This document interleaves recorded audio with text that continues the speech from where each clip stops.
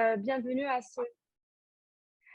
bienvenue à ce nouveau webinaire du réseau RIFDOC qui est intitulé «Comment réussir la vulgarisation scientifique de sa thèse, retour d'expérience de lauréate de ma thèse en 180 secondes». Alors, mon nom est Khaoula Boulamen, je travaille au vice-rectorat adjoint à la recherche à l'Université de l'Ontario français à Toronto et je suis également membre de direction ici au réseau RIFDOC. Et il me fait plaisir aujourd'hui de modérer ce webinaire où on va dire un panel de discussion. Et je serai accompagnée par mon équipe, Lydie Belporou, Isabelle Maltaïs et Audrey Bélanger. Alors, tout d'abord, permettez-moi de vous présenter brièvement notre réseau pour les gens qui ne le connaissent pas encore. Le réseau, le RIFDOC, Réseau international des femmes doctorantes et docteurs, c'est une organisation à but non lucratif. C'est un réseau d'entraide et de solidarité transversale entre femmes doctorantes à l'échelle internationale pour permettre aux femmes étudiantes au doctorat, mais aussi des femmes qui sont récemment diplômées d'un doctorat, donc de leur permettre de nouer des relations, bâtir des partenariats et des collaborations en termes de recherche surtout. Et c'est également un espace de discussion et d'échange sur tout ce qui a trait, je dirais, à notre parcours en tant que femme doctorante dans le milieu académique et scientifique. Donc, nous vous laisserons dans la discussion le lien du site web du réseau, du RIFDOC, pour avoir plus de renseignements. Et vous pouvez avoir une idée sur nos missions, sur les activités que nous réalisons. Et bien évidemment, n'hésitez pas à nous écrire si vous avez une demande d'information, si vous voulez plus de renseignements, si vous avez une question précise par rapport à notre réseau. Alors, Donc, pour le webinaire d'aujourd'hui, en fait, vous êtes nombreuses et nombreux à avoir répondu à cette activité. Nous vous en remercions. Vous êtes en fait plus que 200 personnes à s'y inscrire.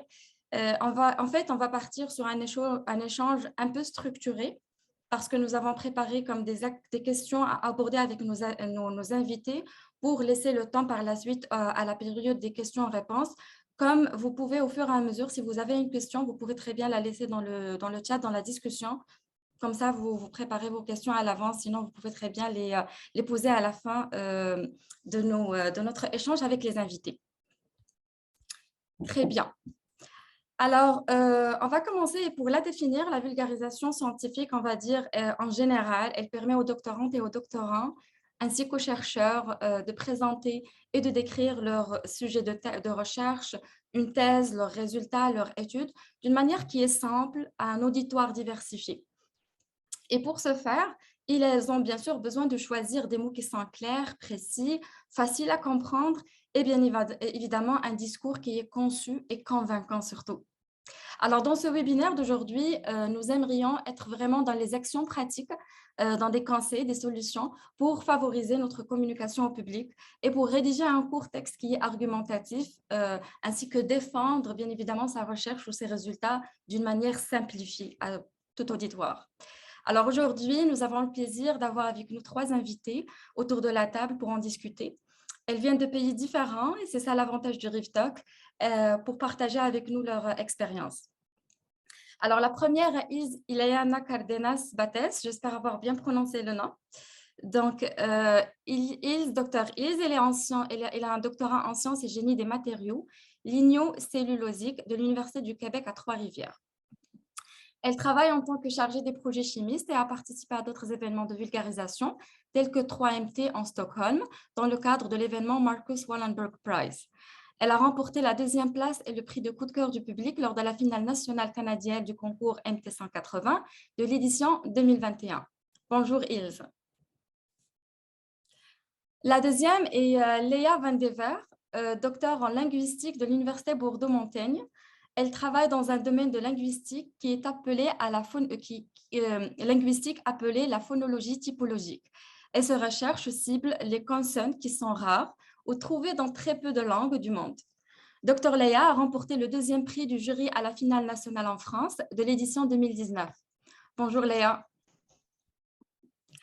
Et la 3e est Jihan Kemfawi, doctorante en dernière année en phytopathologie et protection des plantes, écologie fonctionnelle et génie de l'environnement à l'École nationale d'agriculture de Meknès au Maroc.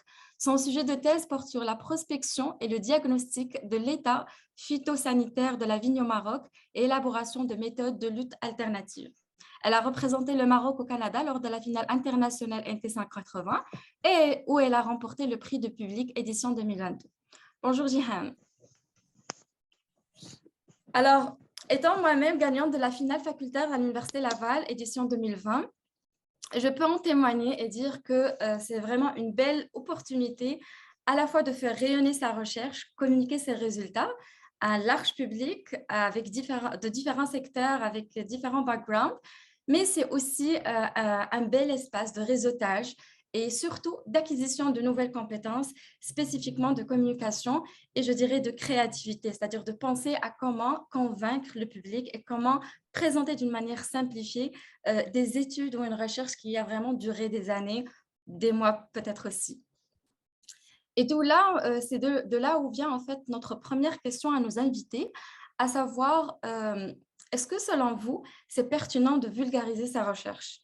Si le cas, oui, pourquoi est-ce important? Alors, je donne la parole à nos invités. Je vais commencer avec Ilse. La parole est à toi. Allô, bonjour.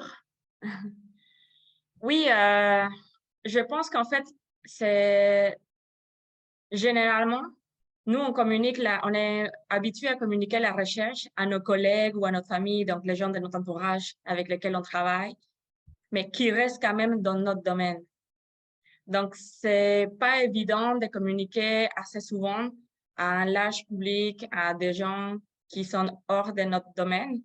Je pense que c'est pour ça que c'est important d'avoir ce genre de plateformes, des activités comme celle-ci, pouvoir communiquer à d'autres chercheurs et susciter l'intérêt dans d'autres domaines de recherche, voir comment ça progresse la recherche scientifique et surtout la faire comprendre à un grand public.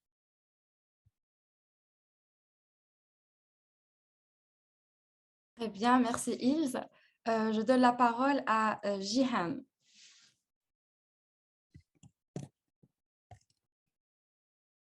Salut, bonjour tout d'abord. Je suis très honorée d'être parmi vous aujourd'hui.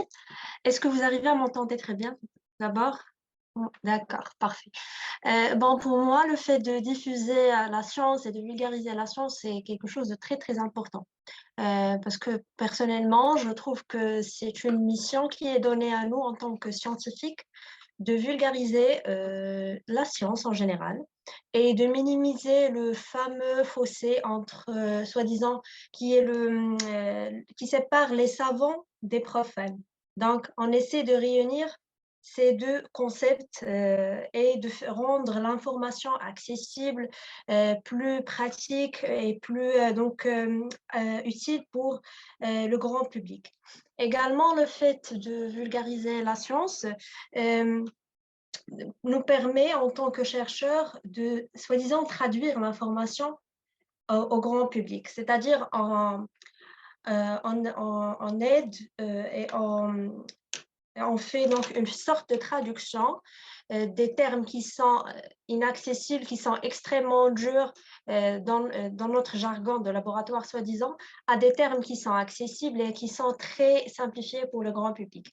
Et ceci aide également le grand public à avoir un sens de curiosité, à partir loin et à chercher l'information. Donc, on crée une sorte de culture scientifique chez le grand public qui est loin de notre domaine d'expertise.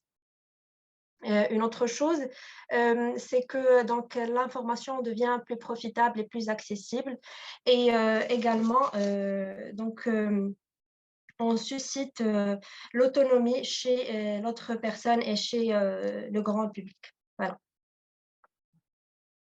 Excellent, oui, tout à fait. Comme vous venez de dire, c'est vraiment, c'est comme une sorte en fait de collaboration pour vraiment que d'autres personnes de d'autres secteurs qui ont un autre sujet de thèse ou d'autres résultats qui arrivent à comme collaborer ensemble pour mieux se comprendre et pouvoir mieux communiquer scientifiquement sur divers sujets.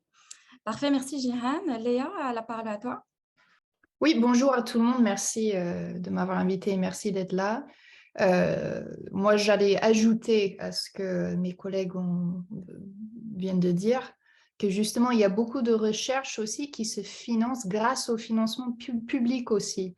Donc, on a ici, moi, je pense, en tant que chercheur, un devoir un peu éthique d'essayer d'aller justement vers le public. Ce n'est pas le public d'aller vers nous, justement, c'est à nous d'essayer justement de faire des actes, des initiatives de sensibilisation du public à ce qu'on fait, justement, et leur montrer l'intérêt à ce qu'eux, ils financent aussi.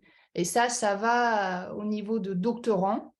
Moi, par exemple, j'avais un contrat doctoral pendant 3 ans, jusqu'à justement notre recherche en tant que chercheur enseignant. Donc ça, c'est quelque chose qui nous suit du début à la fin de notre carrière. Donc c'est pour ça que c'est important du début à la fin, justement. C'est ça aussi qui nous permet justement, je crois que c'est la partie la plus importante dans tout ça, c'est que c'est ce qui permet d'inspirer la prochaine génération de chercheurs et surtout chercheuses dans la science.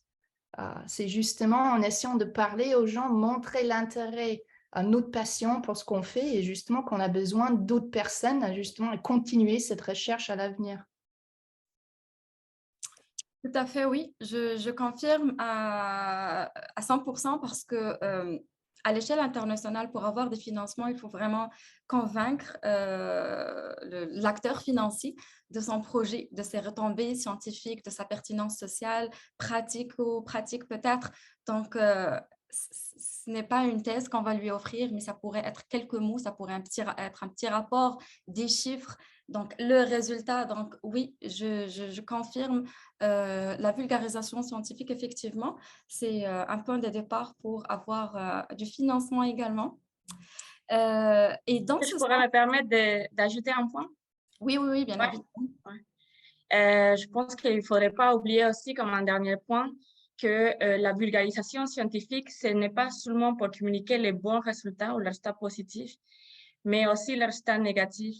Parce que malheureusement, en tant que scientifique ou chercheur, on va toujours voir comment ça a progressé la science, mais dans les articles scientifiques, on voit toujours ce qui a marché. Mais c'est très rare de voir ce qui n'a pas marché. Donc, le fait de vulgariser la recherche, ça nous permet de progresser dans le sens où quelqu'un pourrait entendre ce qui a déjà été testé, qui ne marche pas, pour pas qu'on travaille en double, qu'il la refasse par après. Tout à fait. Puis c'est ça l'importance de la recherche, c'est vraiment le développement et l'amélioration continue de ces résultats. C'est-à-dire, si c'est négatif, on va dire juste qu'il n'y a pas encore de preuves ou il n'y a pas encore de validité par rapport à cette étude ou par rapport à ce résultat-là. Donc, d'où l'importance de vulgariser ce résultat pour pouvoir l'améliorer, trouver d'autres pistes de recherche, d'autres solutions, etc.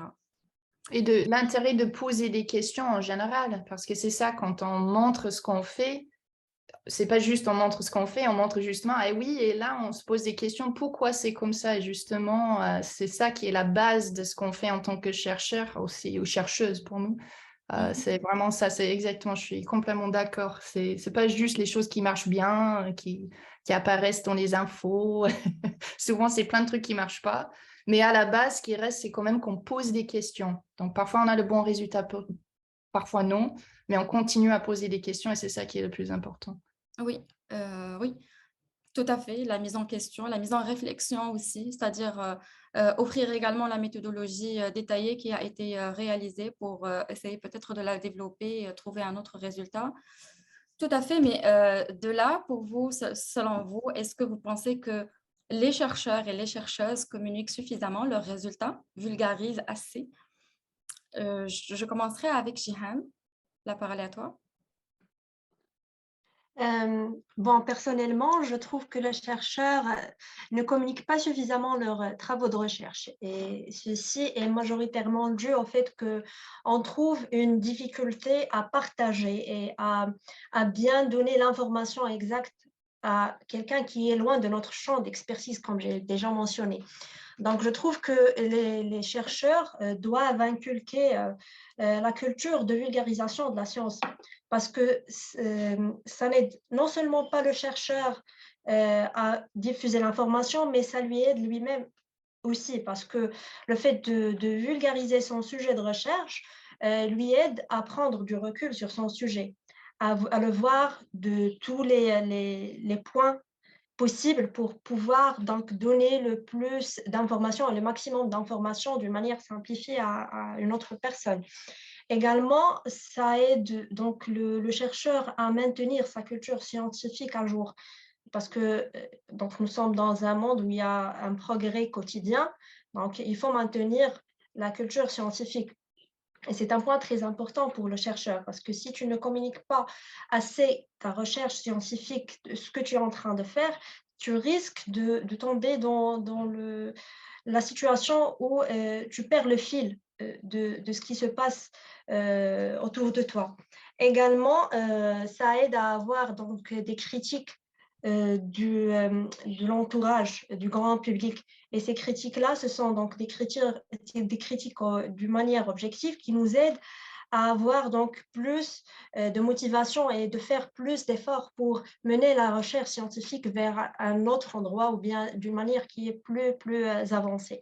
Donc personnellement, comme j'ai dit, je vois que les chercheurs ne communiquent pas suffisamment leurs travaux et je les suscite à bien mener la recherche en la vulgarisant. C'est ce que je dis donc toujours, il faut vulgariser la science pour avoir quelque chose de bénéfique pour vous-même avant de donner donc des bénéfices au grand public. Voilà.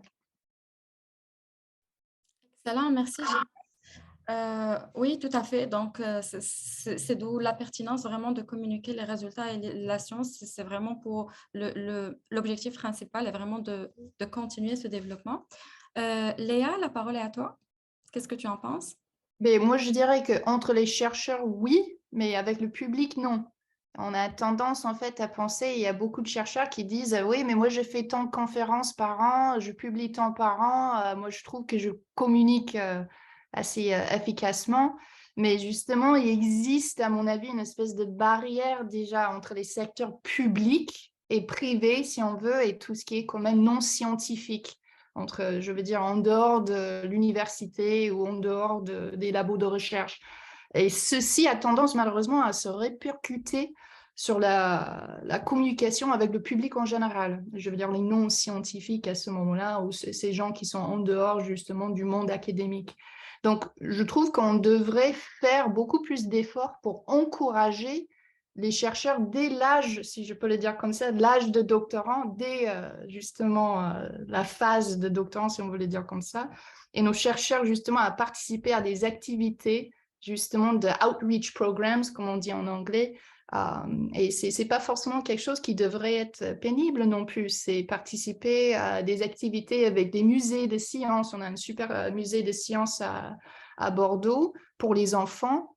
Moi, je sais, j'ai déjà participé à des petits trucs avec des enfants et c'est ça qui est souvent le plus difficile, justement, d'essayer de rendre des recherches académiques accessibles pour les enfants à ce moment-là. Mais c'est un très bon exercice pour chercheurs aussi, parce que si on n'arrive pas justement à expliquer ce qu'on fait dans des termes assez simples pour un enfant à l'école, c'est justement, je trouve que c'est quand même quelque chose qui est très, très important. Ça montre à quel point on maîtrise nos sujets ou non.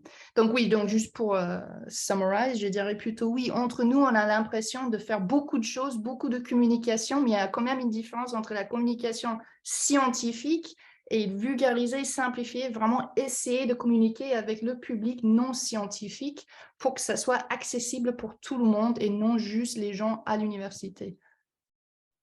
Oui, tout à fait. Je seconde ton avis, Léa, dans le sens où plusieurs chercheurs scientifiques ou même des débutants au doctorat, etc., des fois, parce que tu as abordé le scolaire, donc ça m'a fait penser aux manuels scolaires. Des fois, les manuels scolaires, ils comportent également des vulgarisations scientifiques, des explications par rapport à un résultat, par rapport à une étude. Et ça, c'est aussi une manière de communiquer un résultat ou une étude, dans le sens que ça ne pourrait pas être nécessairement oralement, ça pourrait être également une vulgarisation par écrit. Tout à fait. Avec des images, avec... Oui, tout à fait. Oui, oui. Ilse, qu'en penses-tu? Oui, donc je suis tout à fait d'accord qu'on communique beaucoup entre les chercheurs. Et qu'est-ce que tu en penses de ça? J'ai obtenu ça, et toi, qu'est-ce que tu pourrais conseiller, etc. Mais on ne communique pas assez au grand public. Et on les voit très facilement juste en les statistiques. Combien de personnes s'inscrivent à, par exemple, ma thèse en 180 secondes. Dans ma génération, on s'est inscrit 20, on avait compté 20, alors qu'il y a des milliers d'étudiants. Donc, il n'y a pas déjà il y a pas une grosse demande en candidature. Donc, après, il faut savoir que les gens, nous avons du mal de façon générale à communiquer, à vulgariser des sujets très complexes. La science, c'est pas facile à vulgariser. Donc, c'est normal toujours d'avoir peur de comment je vais expliquer tout ça. Il faut avoir un certain background, mais c'est très important de faire des activités pour apprendre à vulgariser, justement. Non seulement pourquoi c'est important de vulgariser, mais il faut aussi avoir des activités à comment vulgariser. Oui, puis cependant, lorsqu'on parle de vulgarisation scientifique orale, oui, on sait qu'il y a différentes manières ou exemples. On ne va pas juste s'intéresser juste à l'oral, juste pour avoir une idée en général pour les gens qui nous écoutent. On peut vulgariser et communiquer nos résultats dans des encyclopédies, dans des journaux scientifiques, comme dans des manuels, dans la radio, oralement, dans des blogs, que ce soit au niveau pratique scientifique, dans des revues scientifiques. Donc, il y a vraiment une multitude, on va dire, de manières de communiquer, de vulgariser. Alors, cependant, selon vous, lorsqu'on parle d'une vulgarisation orale, j'aimerais savoir comment vous êtes préparé à cet exercice, le cas échéant de ma thèse en 180, comment vous êtes préparé et est-ce qu'il y avait des ateliers de formation, par exemple? Alors, je donne la parole à Léa pour commencer. Je sais qu'il y a des ateliers, ça dépend apparemment de l'université, parce qu'apparemment il y a des universités qui le prennent très très au sérieux, ils ont des espèces de coaching extrêmes pendant des mois et des mois. Nous on avait des coachs, mais on avait quelques ateliers, enfin de 2 heures quoi. On avait des coachs qui nous ont suivis, mais plus en forme de soutien et si on avait besoin de répéter. Donc, de mon côté, donc on avait des coachs, mais pas plus que ça, pas dans le sens professionnel comme font d'autres universités, d'autres participants. Donc, pour ma part, moi, j'étais plutôt seule. Et donc, pour préparer, je répétais tout le temps, comme mes autres collègues, j'imagine aussi. Mais moi, quelque chose que j'avais fait de différent, je me suis enregistrée, mais pas en vidéo, parce qu'il y a des gens qui font ça pour les gestes et tout ce qui est le côté théâtre. Moi, c'était vraiment, j'avais un iPod. Il y a des gens qui se souviennent de ce que c'est un iPod, je l'ai toujours d'ailleurs, je viens de le retrouver aujourd'hui. Et justement, je me suis enregistrée. Dès que j'avais le discours préparé, fini, parfait dans les 3 minutes, et je l'écoutais quand j'étais dans les transports publics, quand j'étais en train de marcher pendant des mois. Et comme ça, en fait, c'était un peu comme mémoriser une chanson, parce qu'il y avait le rythme qui était dedans, les pauses qui étaient dedans, et comme ça, je savais, dès que je répétais, c'était comme chanter une chanson, vu qu'on est au Québec, Céline Dion, quoi. On sait exactement comment c'est rythmé, exactement où sont les pauses, et comme ça, c'était 3 minutes pile à chaque fois que je les répétais, parce que je répétais quelque chose que j'écoutais. Donc, parce que parfois on se filme, mais ça, on est en train de regarder les gestes et tout ça, et c'est un peu tout. Donc, pour moi, c'était vraiment ça, c'était un peu autonome, et c'était vraiment préparer quelque chose qui n'était pas juste un discours, parce qu'à ce moment-là, on se perd un peu dans la préparation d'un discours, et c'est là où ça devient stressant, je trouve, le timing et tout. C'est super comme idée. Puis Léa, ça me rappelle, j'ai beaucoup entendu que cette pratique, elle permet aussi d'apprendre des nouvelles langues quand tu veux. Ah oui, oui. Avant d'aller se coucher, souvent. Ou c'est quand on est au lit, on s'endort en écoutant. On va écouter ça pour apprendre une nouvelle langue. Bon, c'est vraiment une bonne pratique, j'approuve. Ouais. Ilse, qu'en penses-tu? Comment tu t'es préparée à 180, à MT 180? Bon, pour moi, c'était quand même particulier parce que comme vous vous entendez, je suis pas francophone. En fait, moi, j'ai fait mes études au Canada, mais je suis mexicaine. Donc, ma langue maternelle, c'est l'espagnol. La R en français, c'est vraiment galère pour moi. Donc, participer, c'est tout à fait On un a une défi. spécialiste consonne ici, Léa. Tu peux l'aider. Ouais. Puis, donc, pour moi, c'était le français le plus grand défi. franchement, c'était de bien prononcer le mot, bien articuler pour que tout le monde puisse comprendre parce que ça ne servait à rien que je parle vite, que j'arrive à tout dire en 3 minutes alors que c'est juste moi qui sais compris. Donc, moi, il me fallait me répéter, mais en faisant attention à la prononciation, à l'articulation et tout. Et pour ça, j'avais des amis francophones qui m'ont aidé. Donc, j'ai répété beaucoup les mots et les phrases qu'il fallait que je dise. Et pour les gestes, pour la façon de parler, pour les postes, tout ça, personnellement, je n'ai pas eu beaucoup de problèmes parce que j'avais aussi j'avais déjà fait des théâtres, j'étais ballerine, tout ça. Donc, les publics, la nervosité, tout ça, c'était pas un problème. C'était vraiment le français. Puis aussi, susciter l'intérêt des gens. Je stressais beaucoup en comment susciter l'intérêt des gens pour pas qu'ils perdent le fil pendant les 3 minutes. Donc, j'essayais de poser des questions au début, faire des blagues, finir avec une autre question, une conclusion drôle, des choses comme ça, pour qu'ils puissent être attentifs pendant tout le long des 3 minutes. Excellent, pour dire qu'il faut oser vraiment demander à son entourage et à la communauté de l'aider, de faire des répétitions pour avoir d'autres commentaires, un autre avis. C'est toujours intéressant, oui, tout à fait. Jihan, comment tu t'es préparée à AMT? Alors, mon cas est un peu particulier parce que j'ai participé lors de l'édition du Covid en plein confinement. J'ai participé 2 fois. Donc, la première fois, c'était en plein Covid. Donc, on n'a pas pu suivre de formation ou bien quelque chose. On a fait une compétition en ligne où j'ai eu donc le 2e prix de l'université. Cette année, je me suis dit, tiens, je vais retenter ma chance encore une 2e fois. J'ai participé donc pour la 2e fois. Pour la question des formations dans l'université, exactement, il y a des formations qui sont vraiment très accélérées au sein de mon université ici au Maroc. Mais je n'ai pas pu suivre toutes les formations vu que j'habite dans une autre ville. La chose que j'ai fait lors de la préparation, c'est pareil à Léa. J'ai enregistré donc un vocal que j'écoutais tout le temps quand je travaille une manipulation au laboratoire. Donc, j'écoute ce que j'étais en train le discours et tout.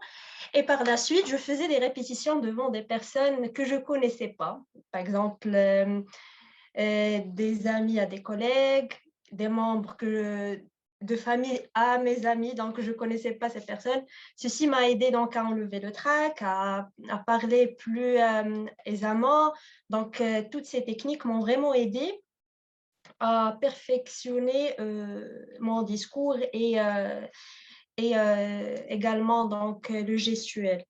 Également, donc, parmi les choses les plus avantageuses ici au sein de mon université, c'est que même si il y a des personnes qui ne poursuivent pas donc, la formation jusqu'à la fin, on les aide à bien communiquer, à bien présenter, que ce soit des présentations lors des congrès, des présentations des séminaires et tout. Donc, ceci aide vraiment à présenter et à vulgariser son sujet de thèse. Donc, c'était ça en général mon expérience de préparation pour le concours.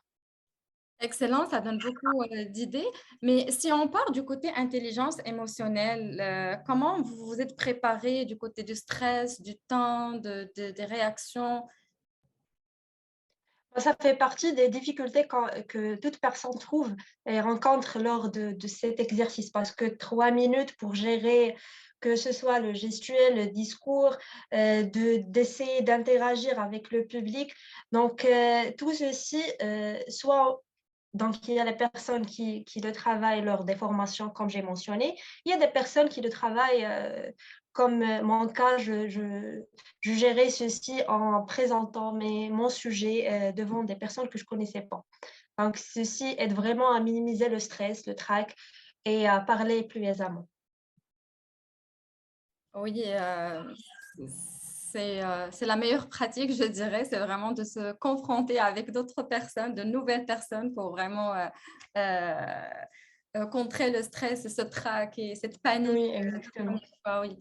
Léa, pour toi, quelles étaient les difficultés que tu as rencontrées en te préparant, mais aussi lors du jour J, c'est-à-dire lors de la présentation? Ou dans tout le Mais processus, à quoi tu penses? ouais, ouais, mais comme c'est il sait, c'est ça, il sait, je veux pas mal prononcer, il sait. Oui, c'est Ouais, il sait. ouais, il sait. Mais comme il sait, le français, c'est pas ma langue natale.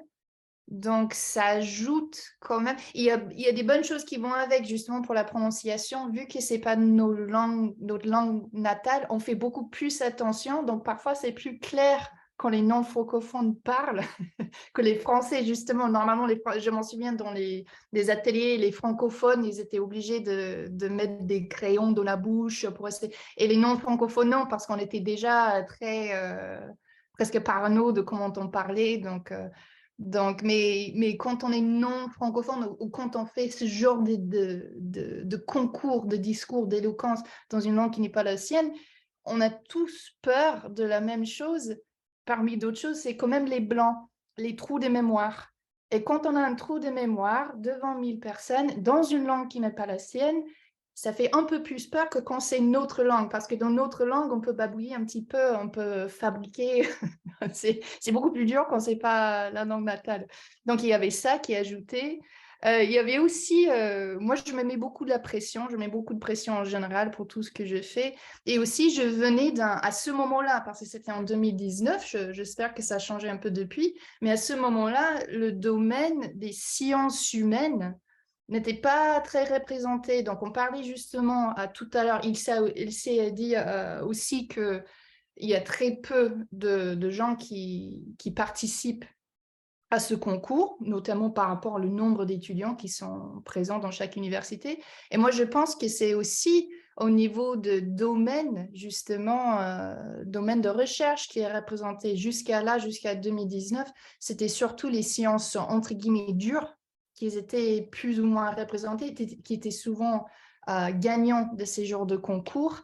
Et je m'en souviens, en 2019, quand on avait gagné les trois, le premier prix et le deuxième prix qui était moi, on était dans les sciences humaines et c'était la première fois que ça s'est arrivé. Donc, quand on était justement à la radio, on parlait beaucoup de ça, du fait que c'est très bien pour nos domaines, mais c'est aussi bien pour montrer qu'il y a un intérêt pour la recherche en dehors des sciences classiques, si on veut dire les classiques entre guillemets durs, quoi. C'était marrant aussi, mon collègue qui avait gagné le premier prix, il avait dit, lui, il appelait sa science, c'était plutôt la science tendre, et moi, j'appelais le mien de science mi-cuite. C'était un peu dans ce sens-là. Donc, il y a aussi cette pression qui vient du fait de représenter son domaine, représenter son labo. On a l'impression que tout le monde un peu... il y a des attentes et des espoirs de tout le monde qui reposent sur nous, et surtout si on est dans un domaine qui est souvent sous-représenté. J'espère que ça a changé depuis, mais à ce moment-là, il y a 3-4 ans, ce n'était pas le cas.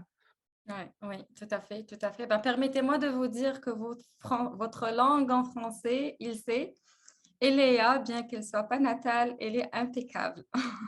C'est gentil. Mais comme il sait, quand on est anxieux, quand on est nerveux, ça devient beaucoup pire. Hein. Oui, c'est ça. Pense à notre langue Quand on maternelle. est stressé, Ça ça bug devient même autre avant chose. d'avoir parlé. Il y avait même des gens, ils m'ont demandé, ils ont dit, ah oui, tu as poussé un peu l'accent là, justement pour faire le charme. Mais non, j'étais anxieuse. Ça sortait. Mais je disais, oui, j'ai fait ça, je fais exprès justement pour faire un petit truc en plus. Non, pas du tout. C'est vrai. Il sait quelles étaient les difficultés que tu as rencontrées de ton côté? Ouais, ben, comme Léa a mentionné, c'est pareil, bon, à part le français, tout ça, et le blanc. Oublier mon texte. Et en fait, j'ai essayé à chaque fois de le modifier un petit peu pour pas m'habituer à un seul texte. Pour que si jamais ça m'arrivait, ben, je pouvais la reprendre facilement. Je savais que je pouvais la reprendre, mais je n'étais pas sûre si mon français était bon. Alors, si je le faisais naturellement, je savais pas si j'avais fait des fautes ou pas. Mais ça, c'est avec les répétitions. La répétition devant différentes personnes aussi. Si j'avais un trou blanc, bah, je continuais. Même si ça faisait pas de sens, je continuais puis j'essayais de rester dans les 3 minutes. Puis, le stress de, oui, représenter ton labo ou tes collègues, ton université. Quand j'avais gagné la première place à l'université, c'est là où j'ai senti le stress de à la nationale, je représente mon université. Là, il faudrait vraiment que je le fasse bien et tout. Donc, il y a beaucoup de cet stress aussi. Puis, particulièrement, j'avais aussi le stress de si mes blagues allaient faire rire les gens. Je savais pas si c'était drôle pour moi, mais est-ce que ça allait être drôle pour les autres? Ça, je me suis dit, bah, si le trouve nul, bah, ça va donner le sens contraire. Mais bon, ça a été. Tout à fait, c'est tout un aspect culturel qu'on aborde ici également. Mais pour dire que les critères sont vraiment, il y a plusieurs critères d'évaluation. C'est-à-dire, on ne s'arrête pas juste à la langue, on ne s'arrête pas de juste que est-ce que j'ai compris la blague ou pas, mais c'est vraiment comme une multitude de critères et c'est ce qui est bien. Oui, alors juste pour avancer, laisser la période de questions et pour finir, c'est-à-dire notre discussion entre nous, quels sont vos 2 conseils, si je vous demande 2 conseils principaux que vous pouvez donner à nos participants et participantes aujourd'hui pour communiquer, vulgariser leurs études scientifiques? Alors, Ilse, quels sont tes 2 conseils? Oui. Le premier, c'est vraiment envers les étudiants internationaux, pour les encourager à participer, à ne pas avoir peur. Moi, j'aurais jamais imaginé que je pouvais gagner, encore moins de gagner à la nationale, la finale nationale, alors que je suis pas francophone. Donc, je vous encourage vraiment à ne pas avoir peur et essayer quand même. Et le 12e conseil, c'est de chercher dans toute la vulgarisation, de susciter l'intérêt des gens. De ne pas commencer fort, mais ensuite le faire. Comme poser des questions, comme c'était une vraie discussion avec quelqu'un, avec un enfant.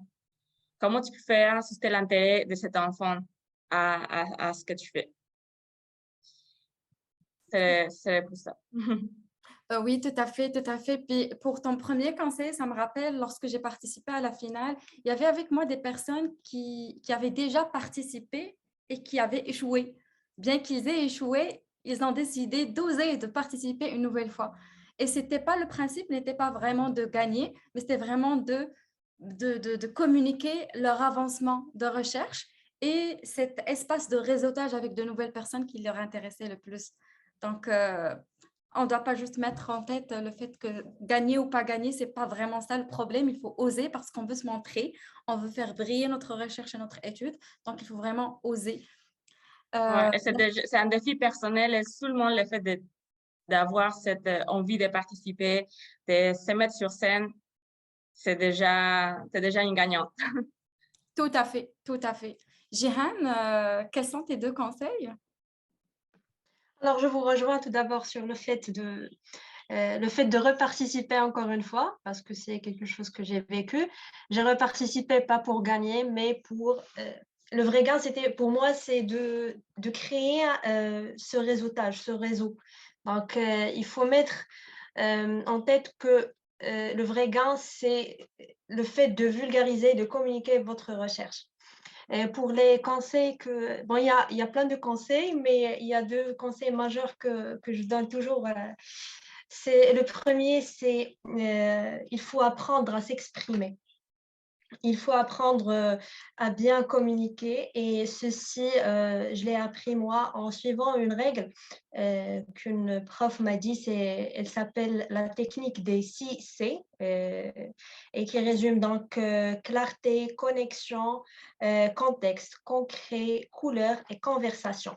Donc, pour vous donner plus de détails, donc il faut miser sur la clarté de votre sujet. Il faut créer des connexions avec le public, replacer votre travail dans son contexte, être concret, mettre la couleur et du peps sur votre sujet pour attirer donc la curiosité et l'attention des autres et faire des conversations avec le public.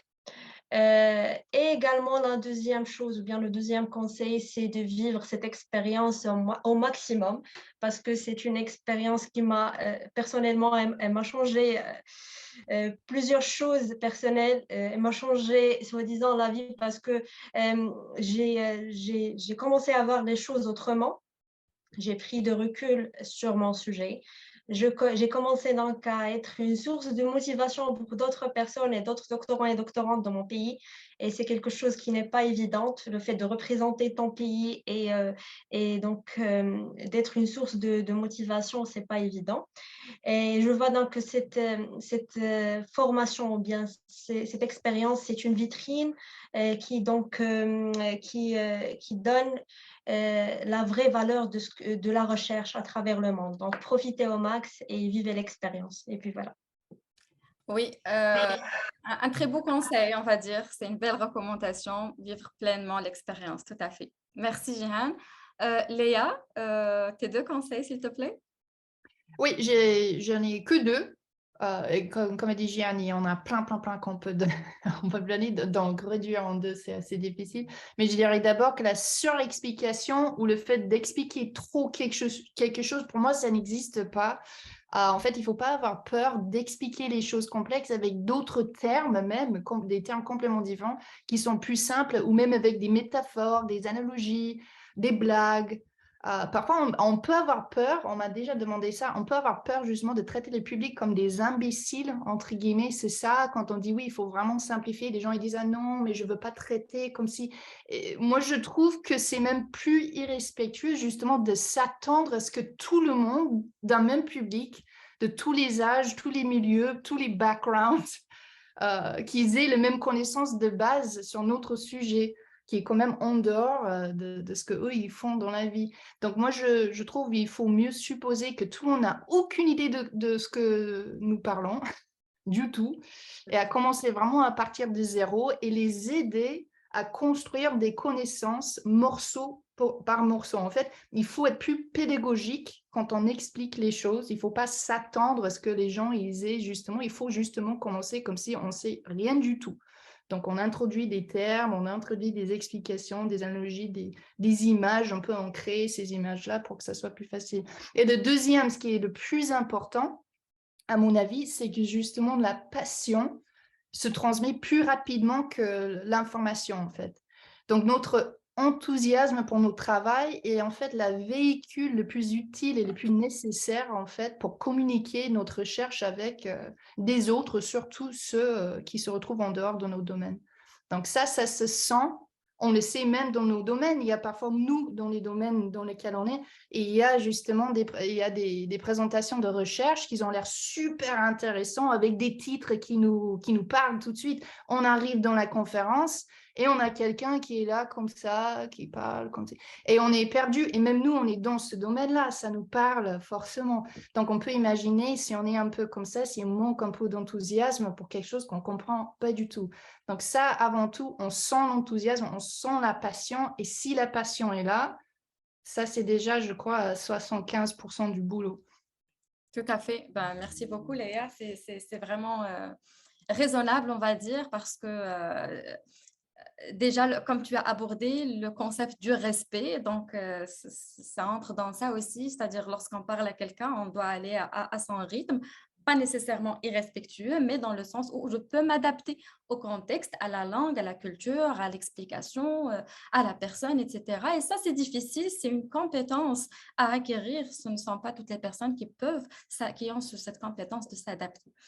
Alors, merci beaucoup à nos invités. C'était vraiment très enrichissant. Merci Ilse, Jihan et Léa pour votre présence, vos partages et votre belle collaboration. Que de belles réflexions, on va dire. Nous donnerons la parole maintenant à notre public. Est-ce que nous avons des questions dans le chat d'abord? Bon, j'ai 2 questions. Est-ce que c'est plus ou moins le même speech, discours avec lequel vous avez participé dans les différentes phases de la compétition, c'est-à-dire au niveau de l'université nationale et internationale? Si quelqu'un d'entre vous... Ouais. Dans mon cas, ce n'était pas tout à fait le même discours. C'était un peu la même analogie. Moi, j'avais parlé que moi, j'étais la femme araignée. Et j'avais parlé que j'étais la femme araignée autant au niveau de l'université comme à la finale nationale, mais ce n'était pas tout à fait le même discours. J'avais modifié un peu, j'avais essayé de l'améliorer, de le rendre plus propre, on va dire. Mais j'avais resté sur la même idée, parce que si on change tout, là, ça devient comme tout recommencer du zéro. Oui, oui. Est-ce que c'était le même cas pour Jihan et Léa? Pas du tout. Oui. Ah, OK. Allez. Non, Léa, vas-y. vas-y. Ah non, pas du tout. Mais comme je disais, je m'écoutais en chanson, quoi, si on veut, sur le iPod. Et donc, ça restait exactement pareil. Mais on m'avait conseillé justement de ne pas changer parce qu'on risque de avoir peut-être plus de trous de mémoire à ce moment-là si on change tout le temps. Ça dépend de votre niveau de confort. Pour moi, c'était un confort d'avoir le même speech à chaque fois. Comme je disais, je connaissais toutes les pauses, toutes les petits. C'était vraiment Je ne machine, veux quoi. pas t'interrompre, Léa, mais est-ce que c'était voulu, c'est-à-dire est-ce que c'était un choix ou c'était l'université qui a donné ce choix? Vous pouvez changer quand Ah vous... non, c'était mon choix. J'étais d'accord. Ils m'ont conseillé, quand je dis il, je veux dire mon coach m'a conseillé lors des ateliers qu'il y a des gens qui aiment bien changer et des gens qui n'aiment pas.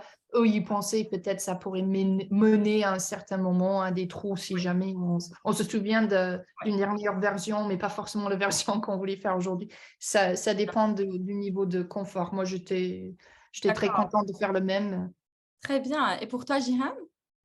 Alors pour moi, il y a eu donc quelques petits changements. J'ai même changé mon discours la veille de la finale internationale. Mais je ne conseille pas de faire de même parce que ça risque, les personnes risquent de tomber dans le blanc, soi-disant, parce que vous pouvez avoir des trous de mémoire et ça risque de tout basculer. Donc, il y a eu des changements, mais on reste sur l'idée principale. D'accord. Donc, vous pouvez changer quelques termes, quelques phrases, mais il faut rester sur l'idée principale, l'idée avec laquelle donc, vous avez gagné la première phase, la deuxième phase. Donc, il ne faut pas la changer, mais vous pouvez faire quelques petites modifications au fur et à mesure. Très bien, très bien. Donc, je pense qu'on a déjà une réponse pour Zineb qui est très claire. Une autre question, comment elles ont réussi à présenter l'ensemble de la thèse ou bien leurs états d'avancement pour les personnes qui n'ont pas terminé encore leur thèse en 3 minutes? En d'autres sortes, il faut se concentrer sur quoi exactement lors de la présentation? Je vais donner la parole à une personne parce qu'on a plusieurs questions et pas assez de temps qui voudrait répondre. Ben, moi, dans mon cas, j'avais essayé de les diviser en minutes.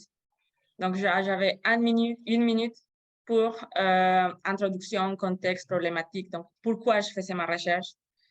C'était quoi l'intérêt? Et la deuxième minute, c'était pour présenter comment j'avais mené cette problématique, c'est le contexte, la méthodologie, j'avais introduit un peu de résultats. Et donc, la troisième minute, c'était vraiment pour dire qu'est-ce que j'avais obtenu et c'était quoi ma conclusion. Mm-hmm. Excellent. Est-ce qu'il y a une autre réponse qui s'ajoute à ce que vient de dire Elsa Essay? Moi, j'allais dire justement, parce que je crois que ça répond à une autre question en même temps. Il y avait quelqu'un qui avait demandé ce que les doctorants de première année, Moi, c'était mon cas. Hein. Moi, j'avais commencé mon doctorat en septembre 2018 et je me suis lancée dans la compétition en janvier 2019 parce que là où ça commençait tout le texte, toute la préparation. Donc, justement, à ce moment-là, je n'avais pas grand résultat à montrer. J'étais que quelques mois là-dedans. Donc là, c'est l'importance de justement ce dont on parlait tout à l'heure au tout début de cette discussion, c'est la question des questions. Oui. Moi, j'ai montré mon domaine, j'ai montré ce qu'on fait dans la phonologie, justement de parler des sons, je parlais des analogies, des voitures, des bruits et tout ça. Et après, j'ai posé des questions. Et alors, si X, pourquoi Y ou pourquoi pas Z? Et c'est ça. Donc, à ce moment-là, si vous êtes en première année ou en cinquième année, ou si vous ne savez pas trop quoi présenter, c'est la question de recherche qui est le plus important. Ce n'est pas forcément les résultats. Moi, je n'avais pas de résultats et j'étais quand même dans la finale nationale, même deuxième prix. Excellent. c'est pas que ça qui compte. Oui, tout à fait. Tout à fait. Merci, Léa. Nous avons une autre question. Pour les doctorants et les doctorantes de première année, comment ils peuvent discuter leur thèse et pour eux, alors qu'ils sont encore en début? Alors, c'est tout à fait ce que Léa vient de dire, c'est le contexte et la manière de transmettre ceci qui compte. Si vous n'avez pas de résultat, il n'y a pas de souci. C'est le fait de bien mener la problématique et de bien la présenter. Pour moi, c'est le point majeur de la présentation. Donc, si vous êtes première année, deuxième année, même cinquième année, parce qu'il y a une question, est-ce que cinquième année ou sixième année impactera le choix de jury? Non, ça n'impacte pas le choix de jury. Si vous êtes première année ou bien sixième année, ce qui est important, c'est votre discours, comment le présenter, comment vous êtes en train de vulgariser votre sujet de recherche. Oui, tout à fait. Juste pour joindre quelque chose à ça, il y avait même des gens, donc moi j'étais en première année et je sais dans ma promotion, si on peut l'appeler comme ça, il y avait des gens qui avaient déjà terminé leur thèse. Parce qu'on a le droit, je crois que c'est jusqu'à 1 an après la fin de la thèse, de participer dans le concours. Donc vraiment, l'année, ça n'a aucun impact, quoi. C'est pas, Oui. je crois qu'on le marque même pas sur le truc, quoi. C'est... Oui, puis je confirme, Exactement. les participants et les participantes qui étaient avec moi, ils étaient vraiment d'années différentes. Puis moi aussi, j'étais en troisième année, donc c'est vraiment des années différentes. Mais c'est une chose que vous pouvez aussi voir avec votre encadrant ou encadrante. Donc, vous pouvez discuter, ils vont vous conseiller si vous êtes dans la phase vraiment de communiquer ou Exactement. attendre encore un semestre, etc. Une autre question, alors là, pour Jihan, si tu peux nous résumer juste en moins d'une minute, si tu peux encore ce que tu nous as appelé, il y a une question, la technique des 6C. Tu as parlé de une technique Ah oui, donc, rapidement. ah oui, bien sûr. Donc, elle est rapide en tout cas. Donc, les 6C, ça résume donc clarté, connexion, contexte, concret, couleur et conversation. Vous pouvez la chercher sur les Google ou bien sur les plateformes. Vous allez trouver tout le détail dont vous aurez besoin. Donc, il faut miser sur la clarté. Il faut créer de la connexion avec votre interlocuteur, avec le public et donc dans la salle où vous présentez votre sujet. Il faut replacer votre travail dans son contexte, donc il faut bien choisir le contexte que vous allez présenter. Il faut être concret, donc vous pouvez donner des exemples qui sont marrants et tout, mais il faut donc être concret en même temps. Il faut mettre de la couleur et du peps dans votre présentation pour ne pas être donc une présentation qui est stagnée et faire donc de la conversation avec le public. C'est-à-dire, vous pouvez poser des questions, essayer de susciter leur curiosité. C'est ça en général Oui. la technique des systèmes.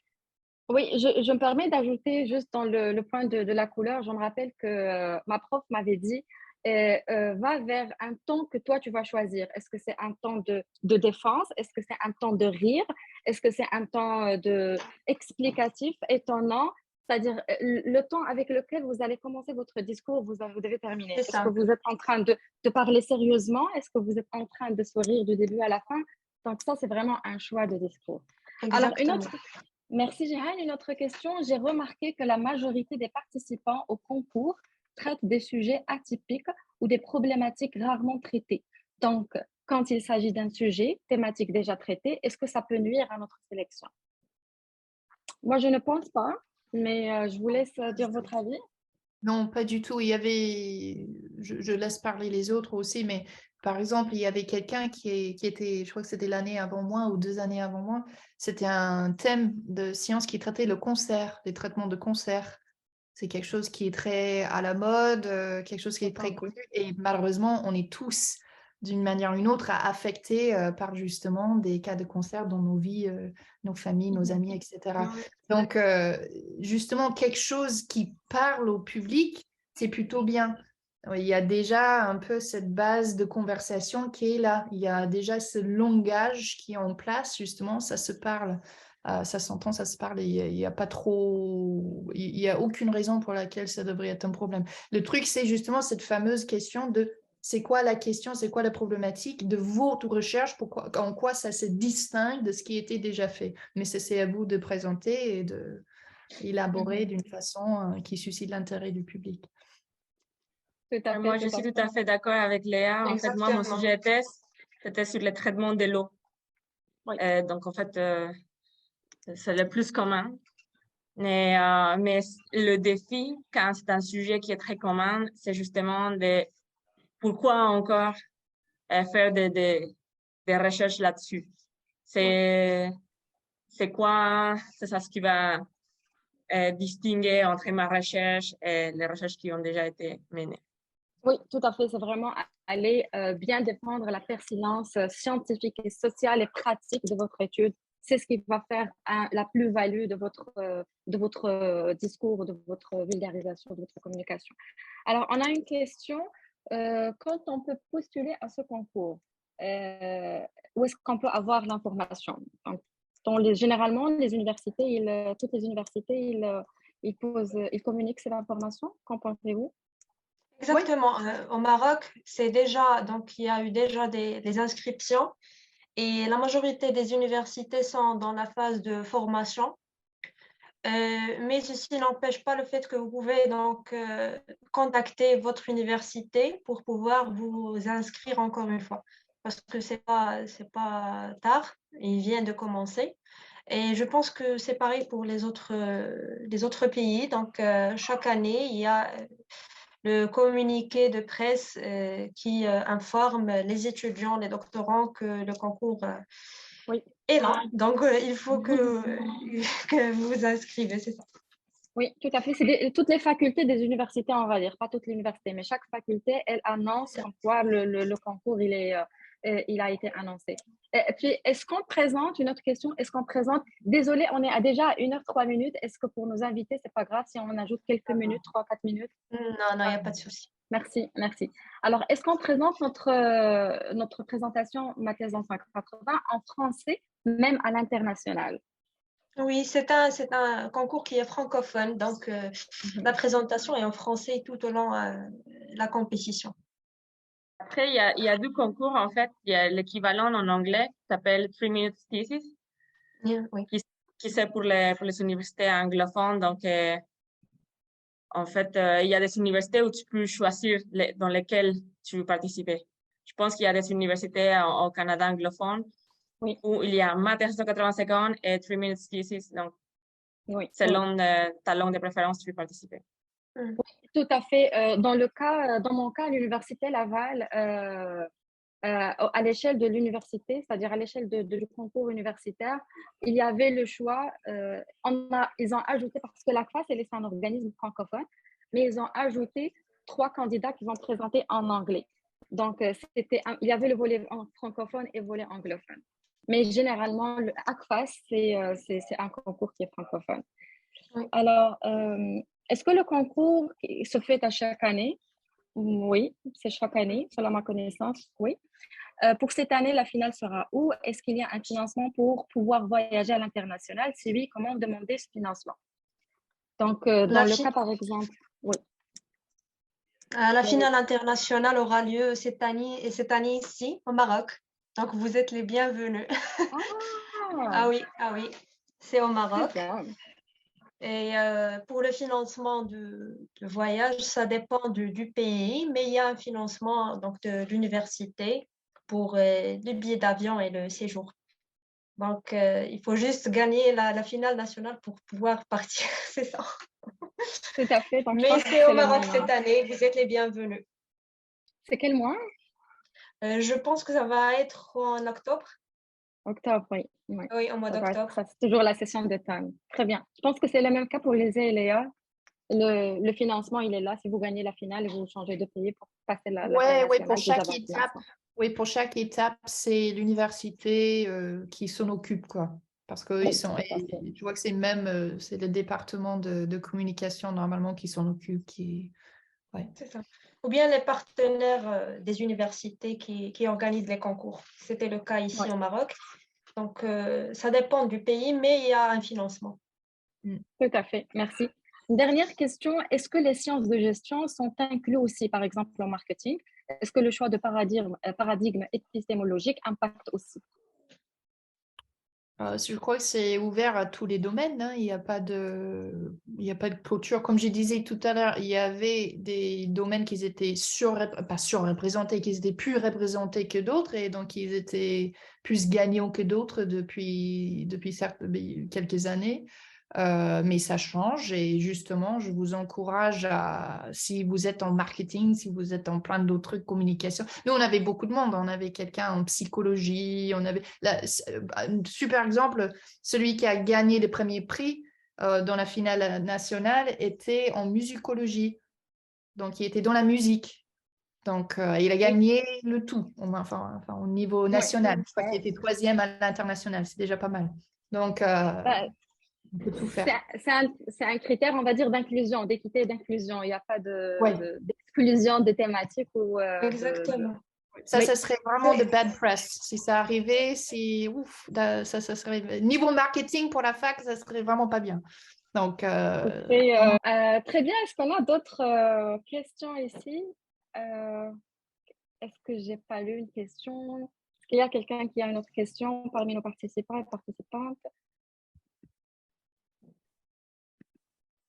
Ok.